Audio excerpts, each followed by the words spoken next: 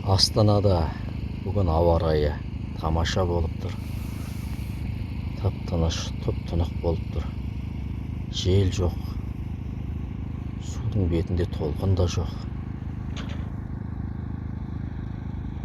Мүлгіген тыныштық айнала болып тұр.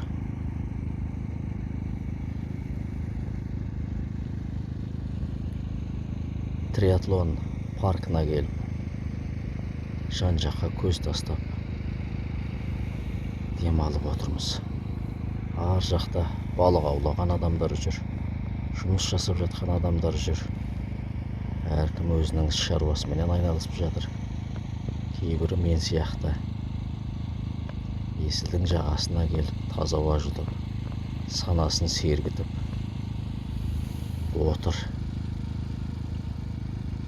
Өздерінің ойлап жүрген, іске асыратын шаруаларының әдіс тәсілдерін ойлап,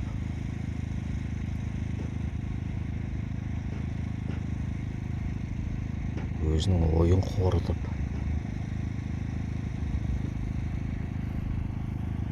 өзімен өзі есілдің жиегіне келіп отырған адамдар жетерлік. Солардың қатарында біз де бармыз. Біз де кеп жан-жаққа көз тастап, көз салып отырмыз. Ана отырған көпір таңертең 8 мен 9-дың арасында машинаға толып қалады. Кешкі 6-дан кейін кептеліс, пробка басталады. Ол жерде жұмыстан үйіне қайтқандар қаншама машина пробка болып тұрады сол жақта.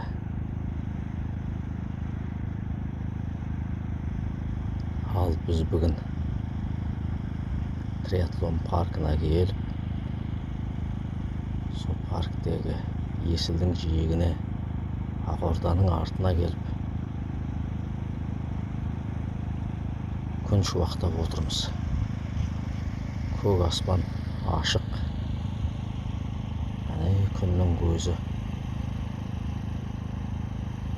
жарқырап тұр.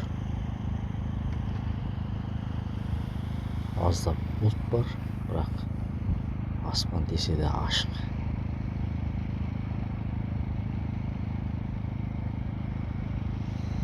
Кезінде осы есілдің жиегінде талай көш болды ғой.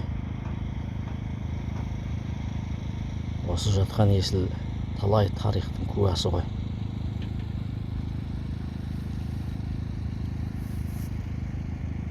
Алыстан ат терлетіп келе жатқан небір батырлар, ақындар, жыраулар, небір қазақтың сұлтандары осы жерге келіп ат суытып, есілдің осы жиегінде жатты ғой. Талай киіз үйлерін тігіп қойып.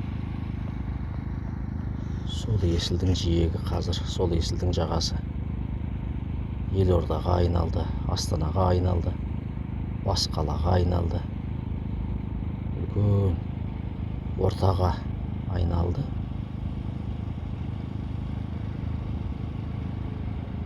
Аллаға сансыз шүкірліктер болсын. Құдай осы берекемізді арттыра берсін.